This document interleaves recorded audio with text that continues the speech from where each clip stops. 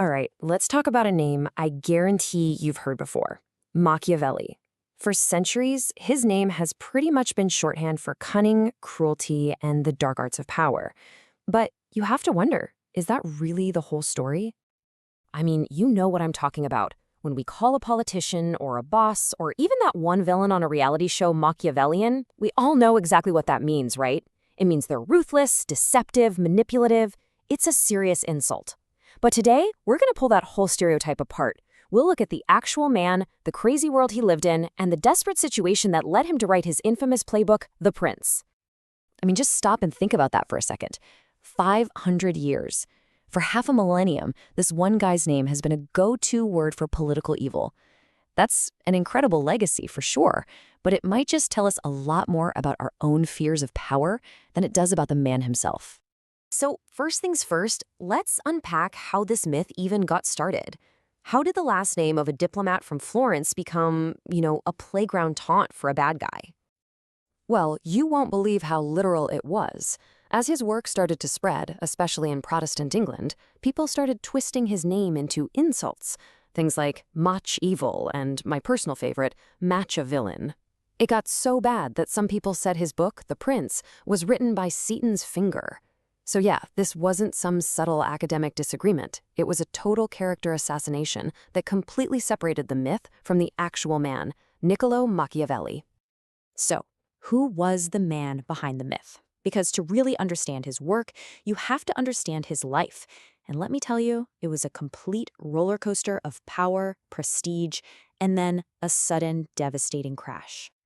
For 14 years, Machiavelli was a real mover and shaker in Florence. He was a top diplomat, traveling all over, negotiating deals, and seeing the brutal reality of Renaissance power politics up close.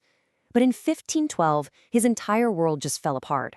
The powerful Medici family came back, took over Florence, and got rid of the republic he worked for. In a flash, Machiavelli lost everything. He was fired, accused of plotting against them, thrown into prison, and even tortured. And this context is absolutely everything. The Prince wasn't written by some comfortable professor in an ivory tower. No, it was written in exile, on a dusty family farm, by a man who had lost it all. He was broke, he was bitter, and he was totally desperate to get back in the game. The book was basically the world's most intense job application, sent to the very same rulers who had just wrecked his entire life. It's a book born from pure desperation. So what was he selling in this job application? Well, Machiavelli was offering something totally new, something radical. He wasn't interested in how a prince should act based on old-school morality. No, he was only interested in one thing: what actually works. He basically argued that politics is its own universe, with its own set of rules. And to win in that universe, a leader has to be willing to step outside of what we'd call normal ethics. Not because it's good, but because sometimes it's what's necessary to survive. This was a bombshell of an idea, and his whole framework for it rests on two key concepts. The first one is a word called virtue. Now, let's be super clear. This does not mean virtue, like being a good moral person. Forget that. For Machiavelli, virtue is a skill set. It's about being smart, strategic, brave, and most importantly, totally adaptable. It's the ability to do whatever the moment demands, whether that's being generous or cruel, honest or sneaky. A ruler with virtue has a flexible disposition. They aren't chained to one way of doing things. And the main enemy of virtue? That would be fortuna. And again, this isn't just fortune or simple luck. Fortuna is the wild, unpredictable chaos of the universe. Machiavelli pictures it like a raging river, totally out of control, that can flood everything and destroy you. You can't stop the river from flowing, but a ruler with virtue can build dams and channels to prepare for the flood and direct its power. Virtue is the skill you use to bring order to the chaos of fortuna. Okay, so that's the theory. But what does all this look like in the real world? Well, Machiavelli gives some examples that are, let's just say, chillingly effective. His number one example, his poster boy for virtue, was a guy named Caesar Borgia. He was a duke at the time and was known for being brilliant, ambitious, and just completely ruthless. Machiavelli had actually met him and was just fascinated. Borgia was a master of power, and one story about him perfectly sums up what Machiavelli was talking about. So check this out. Borgia conquers this territory called Romagna, and it's a total mess, completely lawless. So step one, he sends in his henchman, a guy named Ramiro di Orco, and tells him to clean the place up by any means necessary. And he does, brutally. Step two, di Orco's methods work, but now everyone in Romagna hates his guts. So what does Borgia do? Step three, in a brilliant move, he has di Orco publicly arrested and executed in the town square. One morning, the townspeople wake up and find his body cut in half. The message?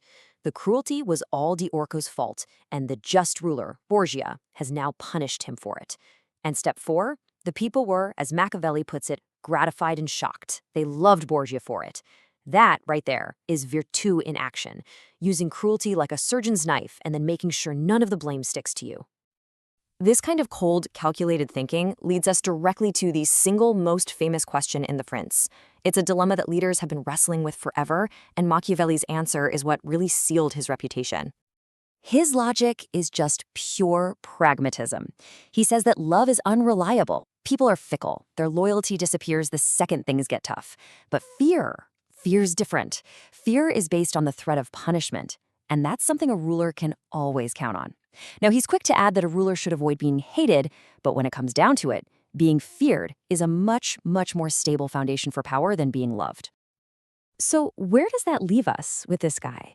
After hearing all this, how are we supposed to read The Prince? For 500 years, people have been fighting over what he really meant. Was he just a teacher of evil, or was something way more complicated going on? Well, the debate pretty much boils down to four main theories. The most popular one is that, yeah, he's a teacher of evil, plain and simple. A nicer interpretation is that he's a political realist, just describing the world as it is, not how it should be.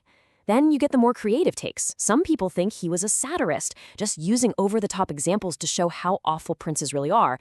And get this, there's even a theory that the prince is a kind of trap, filled with bad advice designed to make a tyrant fail.